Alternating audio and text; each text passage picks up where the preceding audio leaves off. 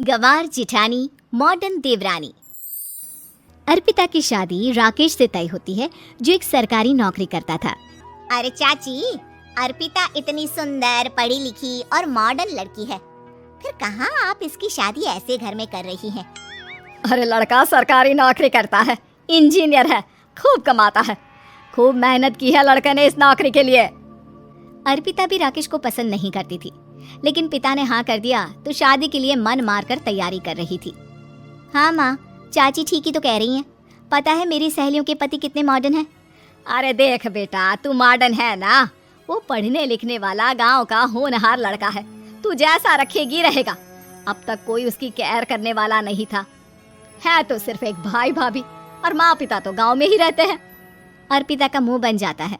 वो पिता के फोन से राकेश का नंबर लेकर उसे मिलने के लिए बुलाती है।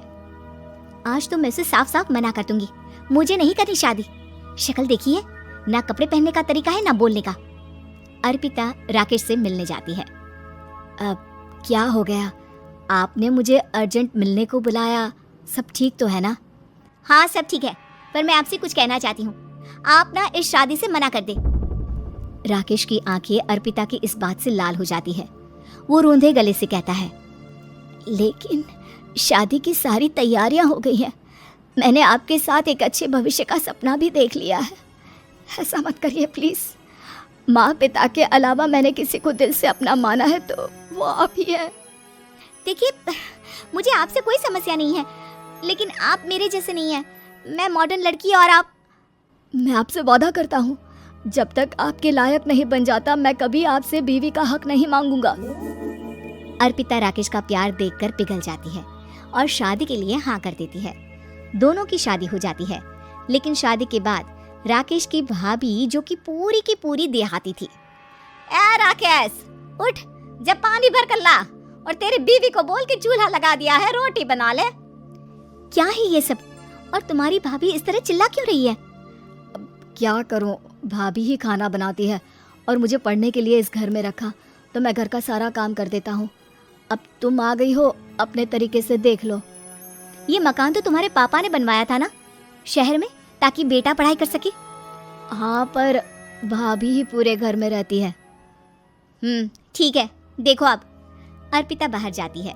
सूट पहनी अर्पिता को देखकर जेठानी का पारा हाई हो जाता है। ए शहर की हीरोइन, यहाँ ना चलेगा ये सब, समझी?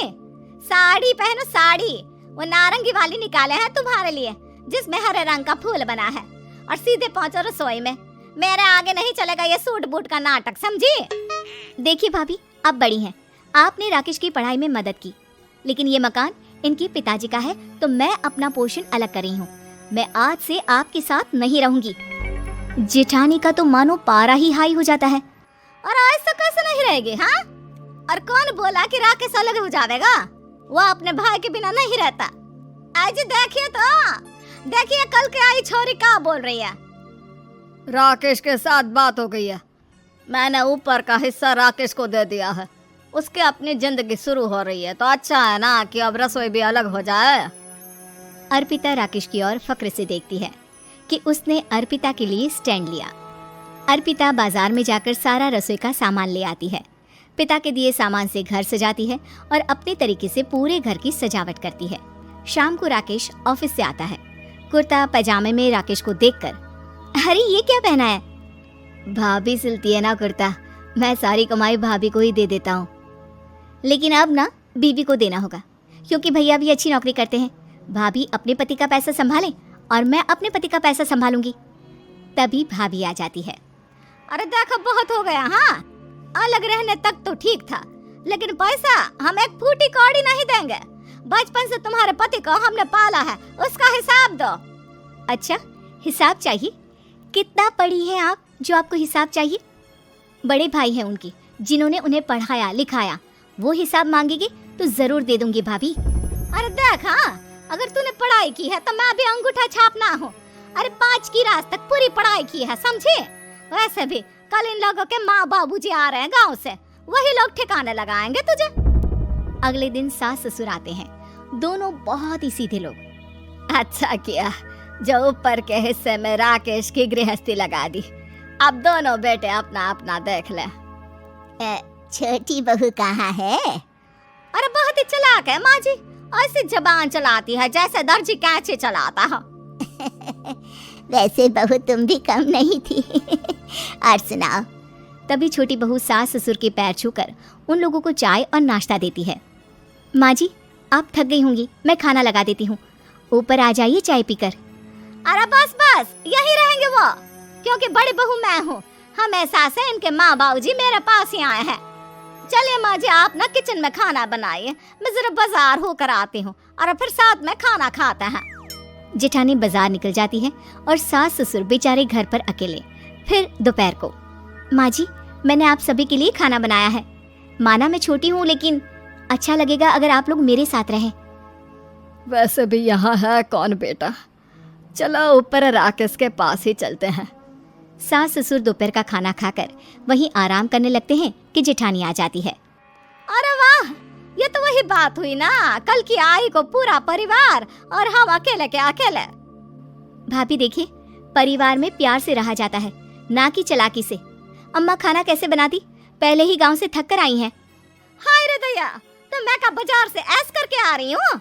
अरे भूख के मारे मेरा सर दर्द हो रहा है, और यहाँ मेरी फिक्र कौन करेगा। अरे तो किचन में खाना है, लगा देती हूँ मैं भाभी। बड़ी बैठकर खाना खाती है और शाम को जब राकेश घर आता है। अरे राकेश, तू तो पूरा हीरो लग रहा है इन कपड़ों में। ऐसे कपड़े पहले क्यों नहीं पहनता था? राकेश बीवी की तरफ देखता है और फिर कहता है, माँ पहले पहनाने वाली नहीं थी ना। हाँ हाँ, और हम जो हाथ से सिल सिल कर कुर्ता पहनाते थे उसका का? अरे तुम्हारे भैया तो आज भी पहन रहे हैं। तभी अर्पिता सास के लिए कपड़े और ससुर के लिए शर्ट पैंट ला कर देती है। उन लोगों को फ्रिज से ठंडा पानी और टीवी में फिल्म दिखाती है।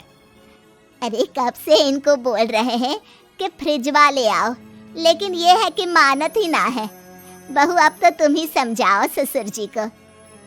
नहीं पापा, आप फ्रिज मत लीजिए। अरे वाह रे छोटे, खुद फ्रिज का ऐसे का मजा ले, और इनकी माँ के पास फ्रिज भी ना हो। अरे देखा पिताजी, देखा माँ जी कब बोल रही है। अरे उसकी पूरी बात तो सुन लो कि वो क्या बोल रही है। वो इसलिए क्योंकि अब माँ जी और पापा यहीं रहेंगे मेरे पास। घर को घर सिर्फ मॉडर्न या गांव की सोच नहीं, बल्कि संस्कार बनाते हैं भाभी, और संस्कार अच्छे हो तो सब सही हो जाता है।